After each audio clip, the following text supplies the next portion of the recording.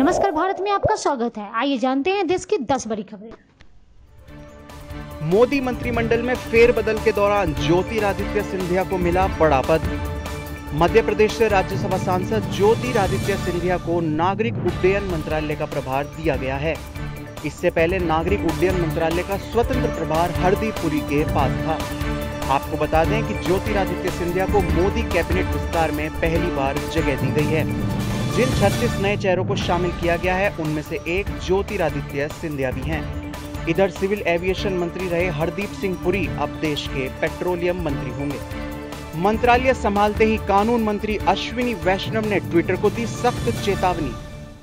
नौकरशाह से नेता बने अश्विनी वैष्णव ने आईटी, इलेक्ट्रॉनिक्स और संचार मंत्रालय का कार्यभार संभाल लिया है। कार्यभार संभालते ही उन्होंने नए आईटी नियमों को लेकर ट्विटर को चेतावनी दी है। ट्विटर की मनमानी पर मीडिया के सवालों का जवाब देते हुए अश्विनी वैष्णव ने साफ कर दिया कि देश का कानून सबके लिए बराबर है और हर किसी को इसे मानना ही होगा।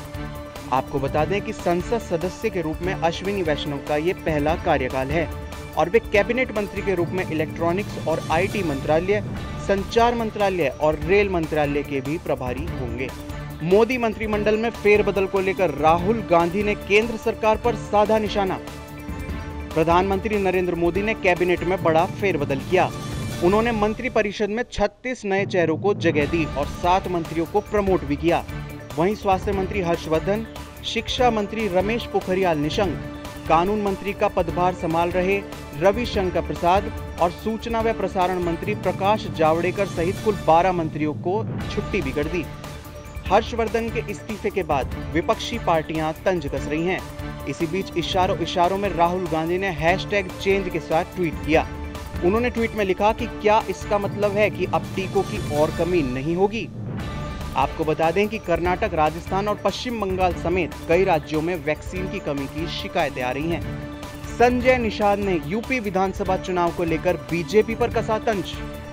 मोदी मंत्रिमंडल में यूपी से अपना दल की अनुप्रिया पटेल समेत 36 नए चेहरों को शामिल किया गया, लेकिन मंत्रिमंडल विस्तार में शामिल नहीं कराए जाने को लेकर अब बीजेपी की सहयोगी पार्टी नाराजगी जाहिर करने लगी हैं। इसी क्रम में निषाद पार्टी के चीफ संजय निषाद ने बेटे प्रवीण को मंत्री नहीं बनाए जाने को लेकर बीजेपी को चेतावनी दी।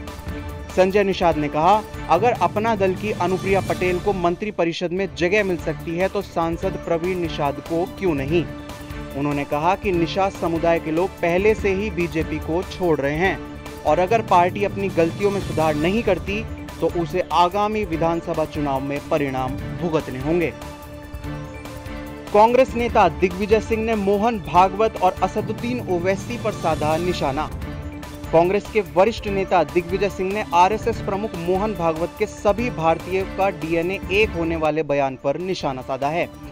मध्य प्रदेश के सीहोर में दिग्विजय सिंह ने कहा कि अगर हिंदुओं और मुसलमानों का डीएनए एक ही है तो फिर धर्म परिवर्तन के खिलाफ कानून लाने की क्या जरूरत है, लव जिहाद के खिलाफ कानून की क्या जरूरत है। उन्होंने कहा कि इसका मतलब है कि मोहन भागवत और असदुद्दीन ओवैसी का डीएनए भी एक ही है।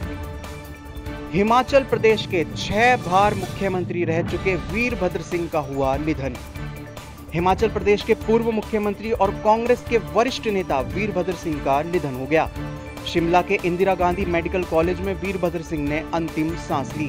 पिछले 3 महीनों में 2 बार कोरोना से ठीक होने के बावजूद वीरभद्र 23 अप्रैल से IGMCH में भर्ती थे। आपको बता दें कि वीरभद्र सिंह 9 बार विधायक, 5 बार सांसद और 6 बार हिमाचल प्रदेश के मुख्यमंत्री रह चुके। यूपी में कोरोना के डेल्टा प्लस वेरिएंट ने दी दस्तक। कोरोना वायरस के डेल्टा प्लस वेरिएंट ने अब उत्तर प्रदेश में अपने पैर पसारने शुरू कर दिए हैं। उत्तर प्रदेश के 2 अलग अलग जिलों में डेल्टा प्लस का एक मरीज मिला। अपर मुख्य सचिव अमित मोहन प्रसाद ने डेल्टा प्लस वेरिएंट के 2 मरीजों के मिलने की पुष्टि की है।